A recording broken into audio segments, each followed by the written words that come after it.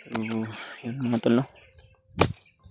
Sa mapagpalang araw, magandang araw, o anumang oras niyo mapanood tong video na to mga tol, binabati ko po kayo. At sa ngayon po mga tol ay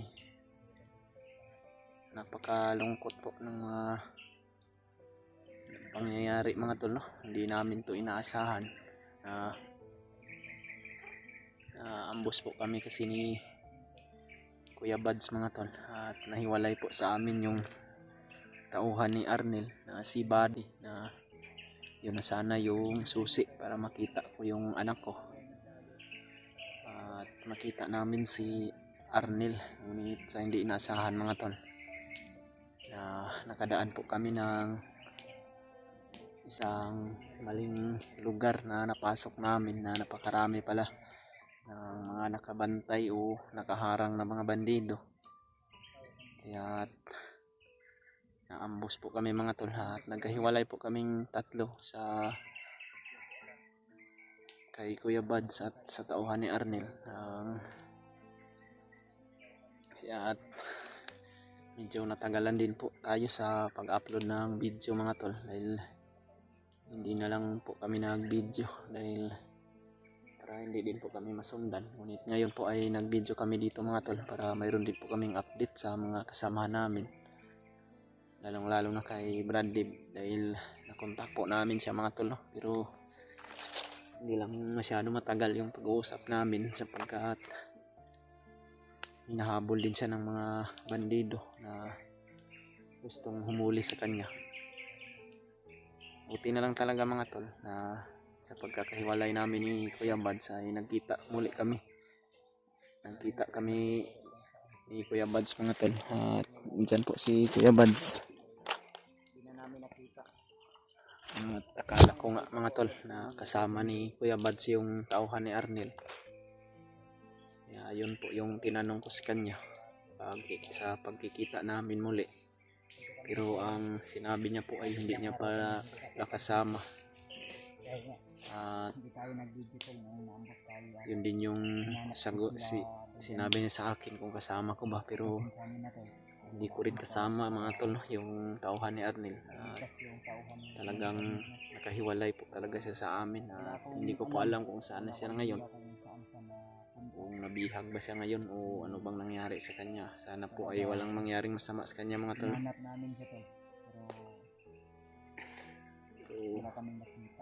Hanggang sa ngayon ay hindi namin siya nakita mga tol, dahil hinanap din namin. Ngunit wala din kasi yung cellphone o hindi din namin makontak. Kaya dito na lang kami mga tol, nagpapahinga muna kami ni Kuya Buds at magpapatuloy po kami sa paglalakbay, paghahanap sa anak ko at sa mga kasamahan namin, lalong lalo na si Brad Julius din mga tol, na bihag din po ng mga bandido. At ngayon po ay papahinga muna kami ni Kuya Buds, ha?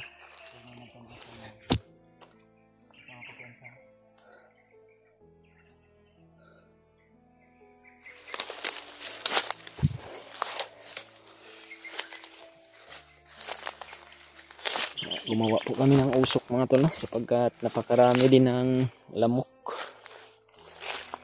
So iba yung lamok dito sa gubat mga tol, tinatawag nilang malaria. Kaya delikado din, kaya nagpausok kami ni Kuya Buds mga tol, no? Medyo wala naman kaming napansin dito na mga kalaban o bandido, kaya nag-usok kami. At meron din kaming niluto dyan kanina na saging at nakain na rin namin. Kaya papahinga muna kami mga tol, at baka mamaya maya ay magpapatuloy na naman kami sa paglalakbay.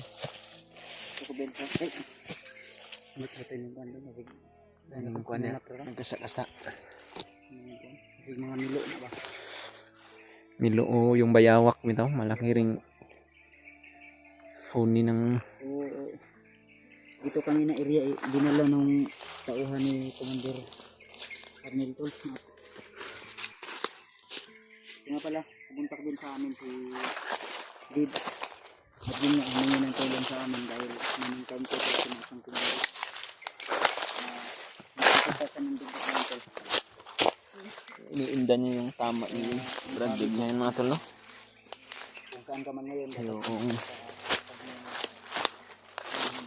tinamaan kasi si Brad Dib ng orasyon ng isang commander na nainkwentro niya mga tol, no? Kaya sabi namin sa kanya na sasalubungin namin siya. Pero parang may mga busis banda sa unahan, Brad. Pero medyo malayo. Kung makita nyo man itong video na to mga tol, ipakishare na lang po sa mga kasama namin mga tol. Lalong lalo na kay Brad Dib na hanggang sa ngayon ay patuloy kami sa paghahanap sa kanya. Mayroong mga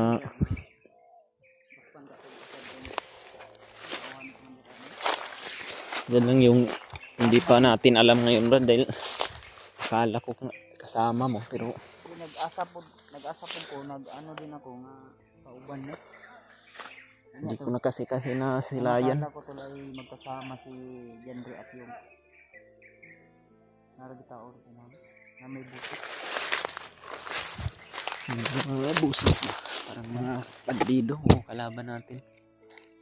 Pero Dili man dapat layo lang. malayo.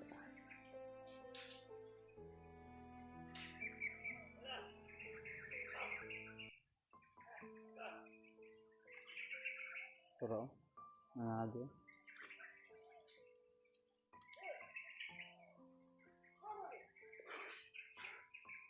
Ano tadi? Pero banda tadi.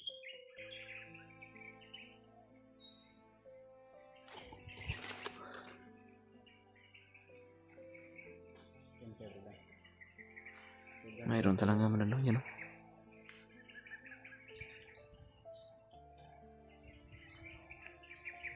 Napalong natin dyan. Kasi susundo na yun. Dito na lang ay amina na. So, inaulit ko tol, pagpasindihan nyo tol kung ngayon lang kami ulit nakapag-update o nakapag-upload. Sumigaw na mo.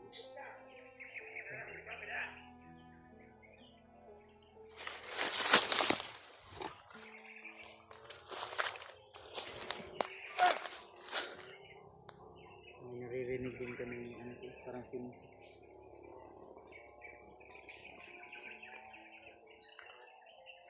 Bandido yan ba to? Dito.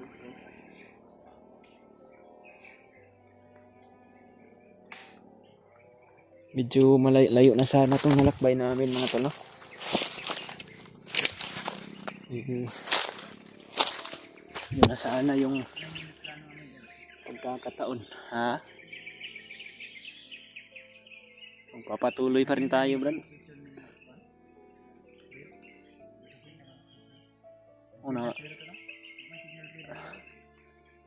Nasint na siguro yun dahil kanina hindi ko na kasi tiningnan ulit kung nasint na ba, pero nagsint na tayo doon ng location sa kanya.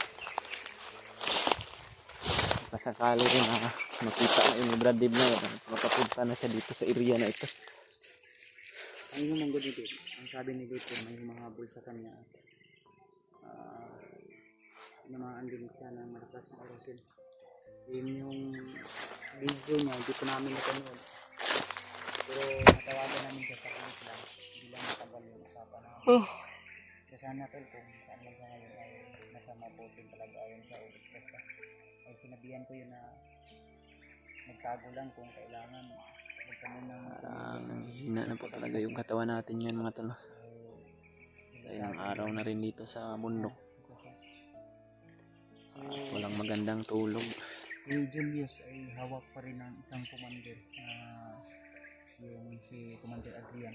Kaya talagang wala tayo magagawa kung paganapan talaga ng ginagawa. So shout out na lang po muna. Shout out tayo kay Yung discontinue kayo kita sila na.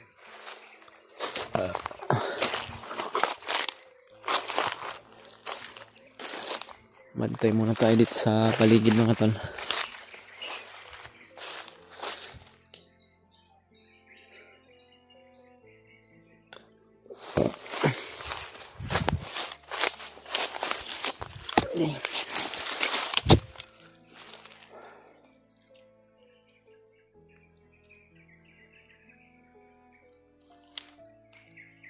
Hindi po namin alam mga tol na kung nakita na ba nila Brad Rimart ni Brad Julio yung bayaw nila Kuya Bad si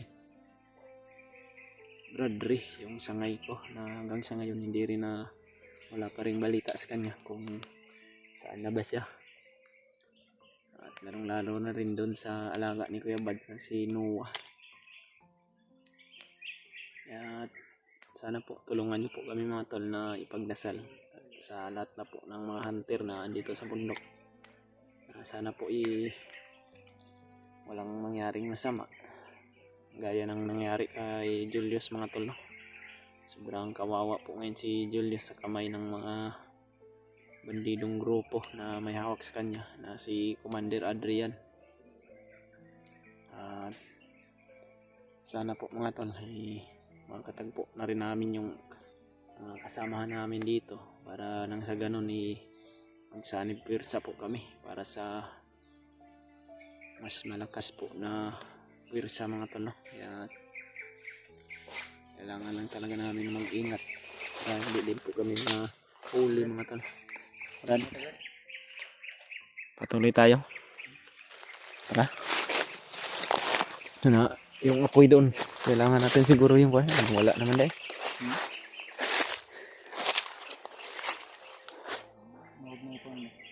Wala magna yung mga buto-buto sa unahan. Ayun na. Tama ako ng area kami.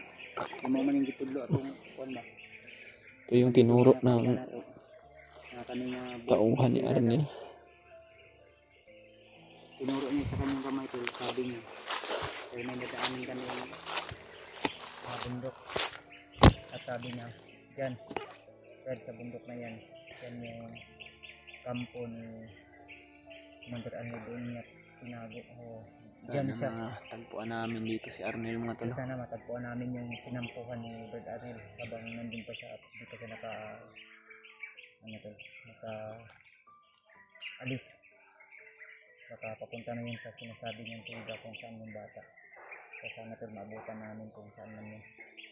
Pero kung buhay man yun siya ngayon Brad, kung hindi yun siya nahuli, kasi siguro ko yun na pabalik yun doon kay Arnel ba? Wala siya nakakaktan lagi. Kung hindi siya nahuli. Pero Kung wala yun. nahuli siya tol ng mga tauhan ni Commander Bagno. Wala na Wala tayong magagawa tol. Baka papas lang yun na yun dahil nung namin siya, naligtas namin siya ay papas lang yun na sana siya ng mga tauhan pagkatapos paglaruan. Pero ang nangyari, naligtas namin siya. Laking pasasalamat niya sa amin dahil dumating daw kami. Kung hindi daw kami dumating, nako, delikado daw yung buhay niya. Kasi sa lahat na hindi nakakaalam, ang sabi niya na inutusan daw siya yung napili ni Commander Arnel na inutusan upang bumili ng pagkain. So yun nga, nakabili siya ng pagkain. Ang problema ay naharang siya at kinuha ng mga bandido. Di niya nadala kay Commander Arnel buti na lang nakita namin. Dahil sa kasamang palad talaga, hindi namin inaasahan na maambos po kami. Kaya gambante naman ako na walang bandido na masasabupa dahil tahimik yung area. Talagang kung to na mingali daw ito, pero wag ko nagkumpensa na ko andit. Ha?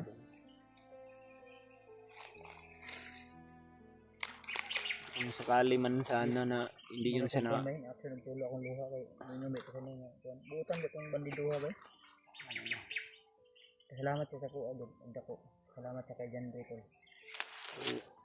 Ang sa mauban ka sa mga pagbaba ko.